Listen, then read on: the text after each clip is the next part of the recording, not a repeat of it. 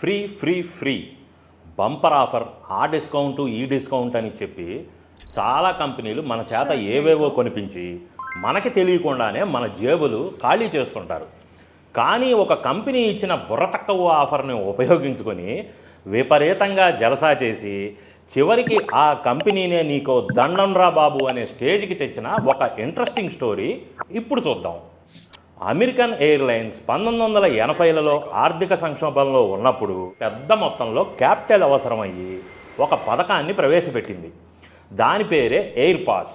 ఈ bumper offer ఏంటంటే, ఎవరైతే $2,50,000 ఒకేసారి కడతారో వాళ్ళకి జీవితాంతం తమ ఫ్లైట్లో ఉచితంగా ప్రయాణించవచ్చు, అది కూడా ఫస్ట్ క్లాసులో. అలానే ఇంకొక $150,000 అదనంగా పే చేస్తే వైఫ్కో ఫ్రెండ్కో కూడా ఈ ఆఫర్ వర్తిస్తుంది. దాంతోపాటు ఎయిర్పోర్ట్ లాంజ్ యాక్సెస్ కూడా ఉంటుందని బంపర్ బనోన్జా ప్రకటించింది. ఐడియా వింటుంటేనే ఎంతో థ్రిల్లింగ్గా ఉంది. ఈ మాత్రం హింట్ ఇస్తే చాలు, చెలరేగిపోతారు అంతే. ఇంకేముంది, స్టీవ్ రోత్ స్ట్రెయిన్, జాక్ విరూమ్ అనే ఇద్దరు వ్యక్తులు ఈ ఎయిర్లైన్స్ పాస్ను తీసుకున్నారు. ఈ ఆఫర్ని వీళ్ళు ఎంతలా వాడారంటే, ఈరోజు బ్రేక్ఫాస్ట్కి లండన్ వెళ్దామా లేక డిన్నర్కి సిడ్నీ వెళ్తామా అనే అంతలా వీళ్ళిద్దరూ $1 మిలియన్ విలువైన ప్రయాణాలు చేశారు. ముఖ్యంగా స్టీవ్ రోత్ స్ట్రెయిన్ ఈ అవకాశాన్ని ఎక్కువగా ఉపయోగించుకున్నారు. ఇతని వలన సుమారు $21 మిలియన్, అంటే $210 లక్షల, అంటే ఈరోజు లెక్కల్లో 198 కోట్ల రూపాయల కంటే ఎక్కువ నష్టం వాటిల్లినట్లు అంచనా వేశారు. అంతలా ట్రావెల్ చేశారు. చివరికి వీళ్ళిద్దరి తాకిడి తట్టుకోలేక కంపెనీ ఆ పాసుల్ని రద్దు చేసింది.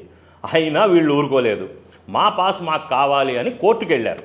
కానీ కోర్టులో ఎయిర్లైన్స్ వాళ్ళు వీళ్ళు తమ కాంపానియన్ సీటుని వేరే వాళ్ళకి ఇస్తున్నారని, అది పాస్ రూల్స్కి విరుద్ధమని వాదించి కేసు గెలిచారు. కోర్టు కూడా పాసుల్ని రద్దు చేసింది. ఈలోపు ఈ పరిణామాల మధ్యలో కంపెనీ దివాలా తీసే స్టేజ్కి వచ్చేసింది.